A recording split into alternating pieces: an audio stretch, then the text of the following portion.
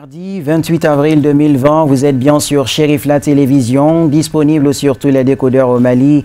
Merci de nous être constamment fidèles et bienvenue dans cette édition d'information. Le ministère de la Promotion de la Femme, de l'Enfant et de la Famille a offert des kits de lavage des mains à l'association des maîtres coraniques du Mali dans le cadre de la sensibilisation contre la propagation de la pandémie de coronavirus. C'était ce mardi 28 avril 2020 dans les locaux du département. Boubacar Traoré, Ibrahim Koulibaly. Dans le cadre de la prévention de la maladie à coronavirus, le ministre de la Femme, de l'Enfant et de la Famille a fait un don de kits de lavage des mains à la Fédération des associations des maîtres coraniques FENAMEC. Cette donation s'inscrit dans le cadre des activités du ministère de tutelle en cette période cruciale. C'est justement en application de ces mesures que j'ai décidé de rencontrer les maîtres coraniques dans le cadre de la sensibilisation.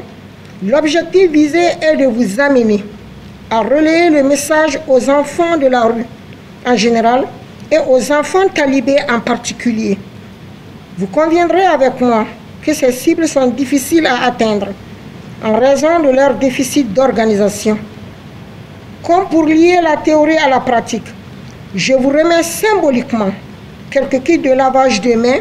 Par ce geste, je voudrais lancer une invite aux maîtres coraniques et à travers eux à tous les enfants qui apprennent avec eux à observer strictement les mesures barrières gouvernementales et les gestes en général, et le lavage des mains en particulier.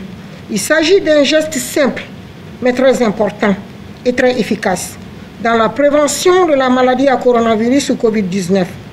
Comme le dit un adage, mieux vaut prévenir que guérir.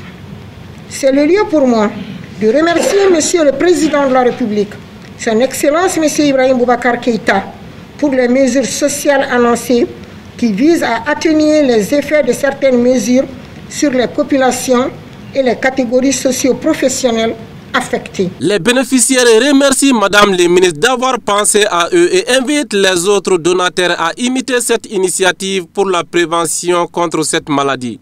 Alhamdulillah, vraiment on est très heureux ce matin ici au ministère de la Promotion de la Femme, de l'Enfant et de la Famille pour bénéficier de ces kits. Donc on est tous ambassadeurs pour lutter contre cette pandémie. Les pays qui ont les moyens et ils n'ont pas pu subsister à cette pandémie-là, à plus forte raison, nous, les pays pauvres, on n'a pas assez de moyens, donc il nous faut juste adopter ces mesures barrières, se laver les mains et puis écouter beaucoup les médecins parce qu'ils sont le mieux appropriés pour nous guider afin de lutter contre cette pandémie. On remercie aussi Madame le ministre pour le choix des imams. On a senti qu'elle se soucie vraiment de la famille, surtout les enfants qui sont au Médersa, l'école coranique surtout. L'école coranique, vous savez, ils n'ont pas de moyens. Le maître n'a pas de moyens, à plus forte raison les enfants. Donc merci beaucoup à Madame la ministre pour ce geste symbolique. Je lance un appel à tous les maîtres coraniques, à tous les religieux, vraiment qu'ils s'impliquent davantage pour lutter contre cette pandémie. Parce qu'on peut pas, on est le mieux placé aujourd'hui pour sensibiliser les gens. Aujourd'hui, les religieux sont mieux écoutés que quiconque aujourd'hui au Mali. Donc on est tous des ambassadeurs pour la lutte contre cette pandémie. Donc j'exhorte beaucoup l'implication des leaders religieux et surtout les maîtres coraniques. Des bénédictions ont été faites à la fin de la cérémonie pour non seulement l'éradication de cette pandémie dans le monde entier, mais également de passer un bon mois de Ramadan. Sécurité et santé sur un autre plan, le Mali, à l'instar de la communauté internationale, célèbre ce mardi 28 avril la journée mondiale de la sécurité et de la santé au travail. La violence et le harcèlement dans le monde du travail est le thème retenu pour la célébration de cette année. Samaïra Sanogo, Abdoulaye Sogodogo. Avec comme objectif principal de promouvoir la culture de la sécurité et de la santé au travail, la Journée mondiale de la sécurité et de la santé au travail est célébrée ce 28 avril au Mali, tout comme les autres pays du monde. Quel impact pour le monde du travail la célébration de cette journée? Le monde du travail célèbre chaque année cette journée, qui est le 28 avril. L'objectif autour de cette journée, c'est quoi? C'est la promotion d'une culture de la sécurité. Cette année, il y a un thème qui a été retenu, que la violence et le harcèlement dans le monde du travail. S'agissant aussi du BIT, par rapport à un rapport publié qui montre que 2,2 millions de travailleurs dans le monde meurent dans le cadre de leur travail à la suite d'un accident de travail ou des maladies professionnelles. La violence et le harcèlement dans le monde du travail, qui est le thème retenu cette année, constitue une menace et persistance pour la santé et la sécurité des travailleurs, ainsi que pour la productivité et la réputation des organisations. Sécurité et santé au travail, de quoi s'agit-il réellement? La sécurité et la santé au travail, pour une définition plus simple, c'est une discipline médicale qui vise la prévention des accidents de travail et des maladies professionnelles, notamment la prévention des risques professionnels. Cette discipline, par rapport à son objectif, quand vous voyez, derrière tout ça, ce qui est recherché, c'est le bien-être au travail. En célébrant cette journée, quelles peuvent être les attentes pour les travailleurs? S'agissant même du thème de cette année, le thème dit quoi? La violence et le harcèlement dans le monde du travail. La campagne de cette année 2020 est orientée en ceci. Et sans oublier que l'OIT, qui est l'Organisation internationale du travail, va produire un rapport mondial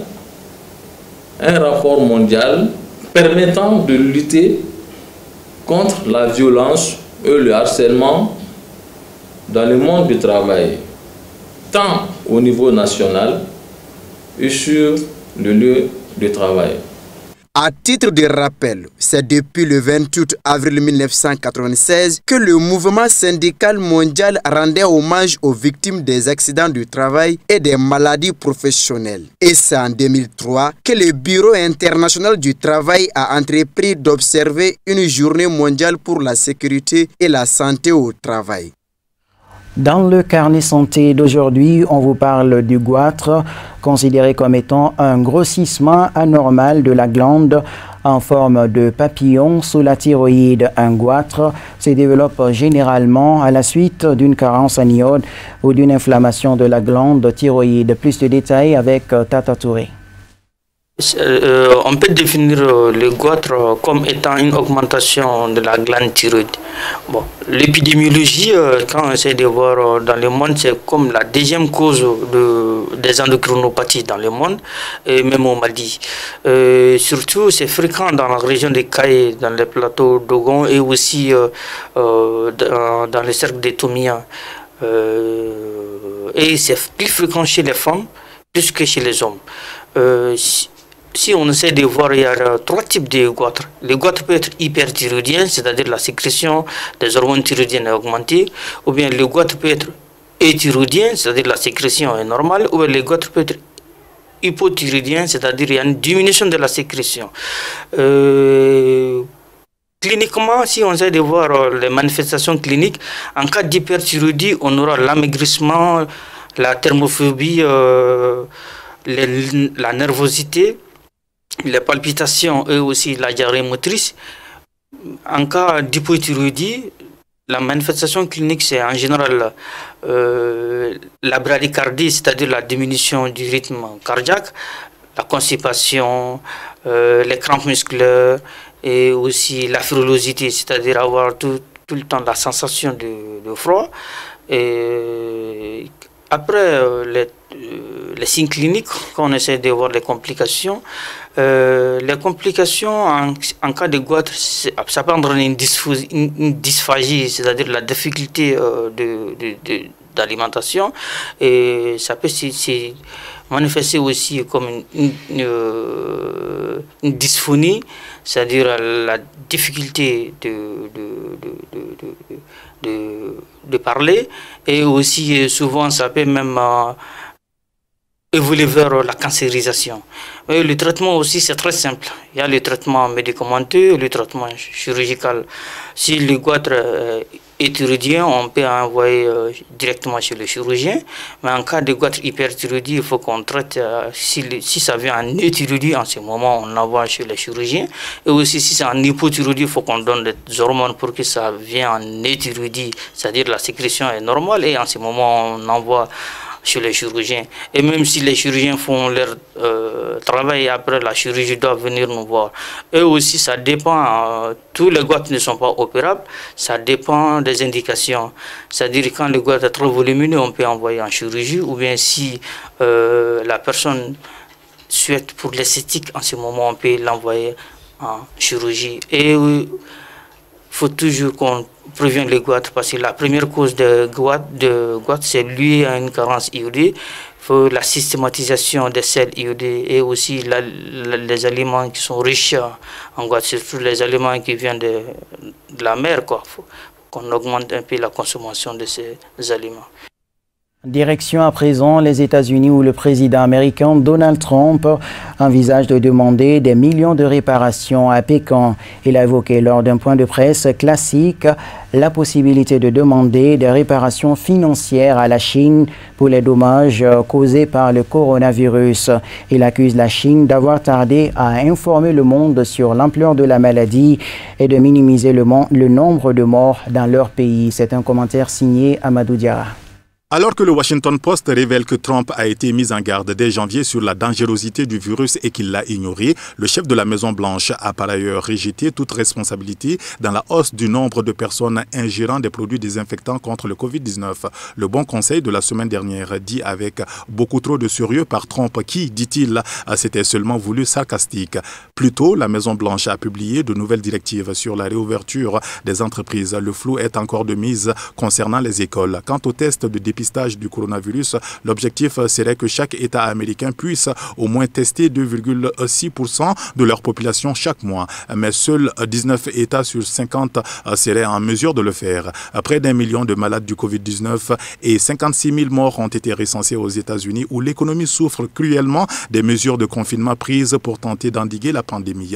Depuis des semaines, il accuse Pékin d'avoir tardé à informer le monde sur l'ampleur de la maladie et de minimiser le nombre de morts sur son territoire. Son administration a également fait savoir qu'elle n'excluait pas que le nouveau coronavirus ait été propagé accidentellement à partir d'un laboratoire de recherche sur les chauves-souris à Wuhan. À New York, les taux d'hospitalisation et de mortalité dans l'État continuent de baisser par rapport au pic enregistré au début du mois, mais le gouverneur Andrew Cuomo estime que les mesures de confinement qui doivent expirer le 15 mai pourront être prolongées dans de nombreuses régions de l'État. À Atlanta, en Géorgie, des restaurants ont commencé à rouvrir prudemment leurs portes. L'actualité internationale sur un autre plan, à présent une compilation d'Amadou Diarra. Le Togo a célébré ce lundi les 60 ans de son indépendance dans la sobriété, les manifestations ayant été ternies par les mesures dues au coronavirus qui a pour l'instant fait 6 décès recensés dans le pays. Le grand traditionnel défilé militaire et civil a été annulé, une première dans l'histoire de ce pays d'Afrique de l'Ouest en raison de l'état d'urgence décrété depuis le 1er avril, a expliqué le ministre de l'administration territoriale dans un communiqué. Les défilés et autres réjouissances ont également été annulés dans toutes les préfectures du pays. Une petite cérémonie de prise d'armes s'est déroulée dans la cour du palais présidentiel en présence du chef de l'État Faure Yassimbe et n'a duré que 5 petites minutes. Passage en revue, levée des couleurs et hymne national. Direction à présent le Rwanda où le président Paul Kagame a démenti formellement les accusations selon lesquelles des soldats rwandais auraient participé récemment à des opérations dans l'est de la République démocratique du Congo. Paul Kagame a répondu à ces accusations ce lundi 27 avril lors d'une conférence de presse tenue en visioconférence. Paul Kagame assure qu'il n'y a aucun soldat rwandais présent en RDC. Le président du Rwanda répond ainsi à des membres de la société civile et de l'opposition congolaise qui dénoncent une participation de l'armée rwandaise aux côtés des forces armées congolaises dans des opérations contre les rebelles rwandais dans l'est de la RDC. Paul Kagame a évoqué également la présence de troupes burundaises dans la zone. Pour ce qui est du Nord Kivu, il a salué un échange d'informations fructueux entre le Rwanda et la RDC dans le cadre de la lutte contre les rebelles rwandais. Et nous mettons tout de suite le cap sur le Maroc où 4,3 millions de familles vont devoir bénéficier d'aides financières directes. Selon le ministre marocain de l'économie, cette aide va concerner les familles tirant leurs revenus du secteur informel ou de métiers précaires. Devant les députés marocains, le ministre a indiqué que déjà 1,8 million de foyers ont touché ces aides financières par le Fonds spécial d'urgence Covid-19 créé sous l'impulsion du roi du Maroc. De 800 à 1200 dirhams par mois selon la taille du foyer seront attribués à ceux qui sont dans l'incapacité de joindre les deux bouts, sans couverture sociale comme les ouvriers du bâtiment, femmes de ménage, les artisans, les vendeurs ambulants, les gardiens, etc. Le ministre signale qu'à ces aides s'ajoute un gel des factures d'eau et d'électricité et des reports de crédit à la consommation. Des distributions alimentaires ont aussi commencé dans toutes les régions du pays pour les plus démunis. Le Nigeria, qui recense 40 décès liés au coronavirus, va procéder à un déconfinement progressif à partir du 4 mai, mais imposera un couvre-feu nocturne et le port du masque. Ces nouvelles mesures ne s'appliqueront toutefois pas à l'état de Kano. J'ai décidé de mettre en place des mesures graduelles de déconfinement, a annoncé le président du Nigeria, Muhammadu Buhari, ce lundi 27 avril dans une allocution télévisée très attendue. Ces mesures seront mises en place dès le 4 mai prochain. Le pays le plus peuplé d'Afrique reste toutefois prudent. Nous mettrons en place un couvre-feu entre 20h et 6h du matin, a expliqué le président Muhammadu Buhari. Les frontières inter-États resteront fermées, sauf pour les besoins de première nécessité. Nous allons également imposer le port du masque dans les lieux publics ainsi que les mesures de distanciation sociale, a ajouté le chef de l'État nigérian. Plus de 200 médecins et soignants cubains sont arrivés ce lundi en Afrique du Sud pour participer à la lutte contre le coronavirus dans le pays le plus touché du continent, a annoncé la présidence sud-africaine. Selon le dernier bilan officiel, plus de 4500 cas d'infection au Covid-19, dont 87 mortels y ont été recensés. Dans la délégation cubaine figurent des épidémiologistes, des experts en santé publique, des médecins généralistes et des techniciens spécialisés dans le matériel médical qui vont soutenir les efforts déjà déployés en Afrique du Sud contre la propagation du Covid-19, a précisé la présidence.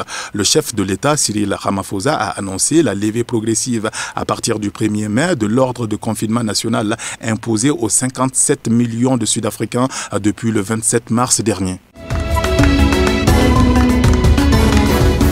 Et nous terminons par ce regret exprimé par l'OMS. Le ton monte du côté de l'Organisation mondiale de la santé. Le monde aurait dû écouter attentivement l'OMS, a déclaré lundi 27 avril le directeur général de l'agence onusienne concernant l'épidémie de Covid-19 au cours d'une conférence de presse à Genève. L'urgence mondiale a été déclenchée le 30 janvier, a-t-il tenu à rappeler. La semaine dernière déjà, il avait défendu son agence face aux critiques assurant avoir alerté au bon moment de l'urgence sanitaire mondiale face à la pandémie de Covid-19. Il a prévenu que le monde était loin d'en avoir fini avec le nouveau coronavirus. Fin de cette édition qui vous a été proposée par la rédaction. Merci à vous de l'avoir suivi. Un grand merci à toute l'équipe de réalisation. La version Bamanakan de ce journal, c'est à 21h avec Amadou Kamara. Chérif La Télé vous servir encore et toujours. Chérif La Télé vous servir mieux. Bonsoir et à demain, Inch'Allah.